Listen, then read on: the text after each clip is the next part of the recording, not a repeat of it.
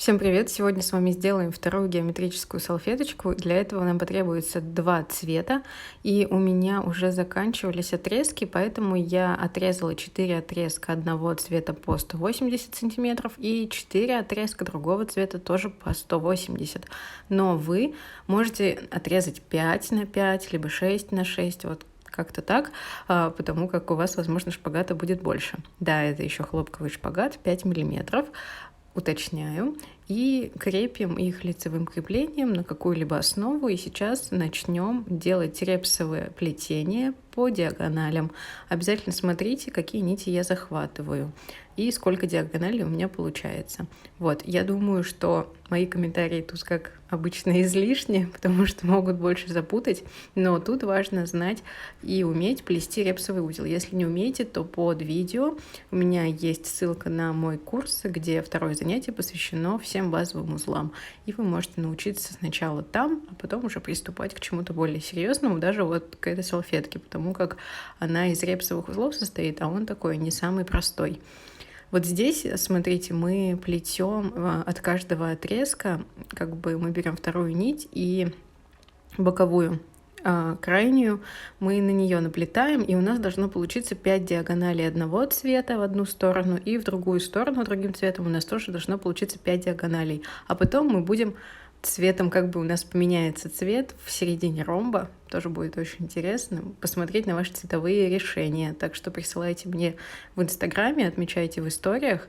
Оазис О меня зовут в Инстаграме, вот, и я хочу увидеть все, что у вас получится.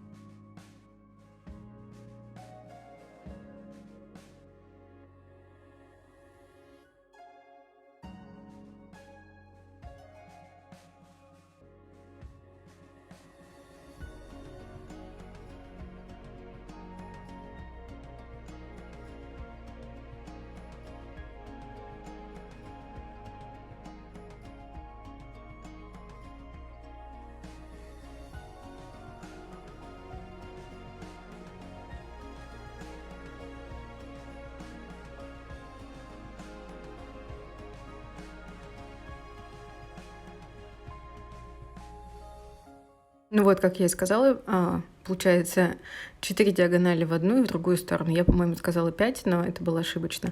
А сейчас, смотрите, у нас цвета поменяются немножко. И вот вначале нужно создать 2 раза в одну сторону, а далее мы пойдем такой галочкой будем плести, либо елочкой, как кому больше нравится.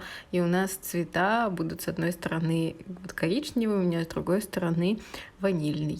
И прикольно получается, как будто бы листик такой даже внутри будет.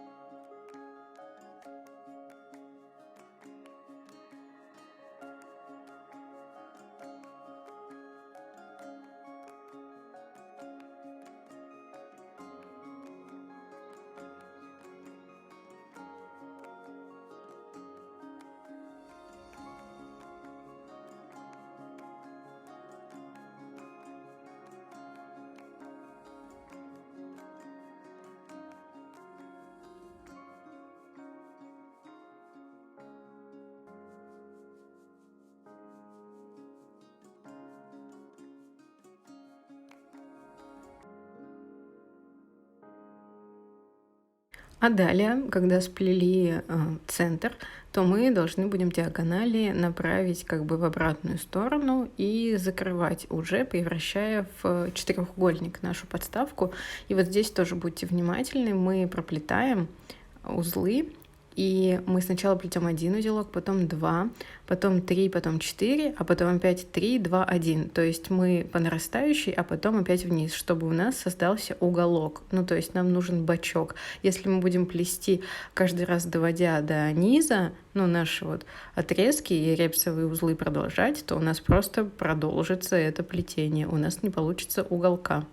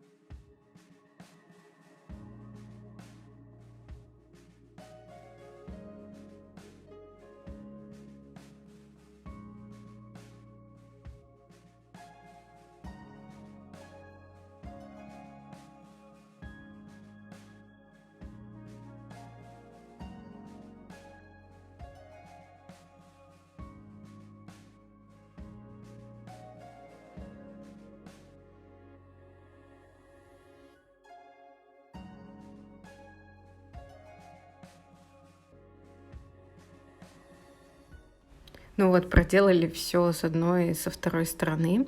Получилось вот такое геометрическое плетение. Теперь снимаем все с нашей палочки и отрезаем по серединкам вот здесь вот. Также можно оставить петельку с любой стороны, если хотите. Если, может быть, вы смотрели мою прошлую подставку, там в центре у нас был светлый один отрезок, и я оставляла петельку. Это было вполне себе интересно.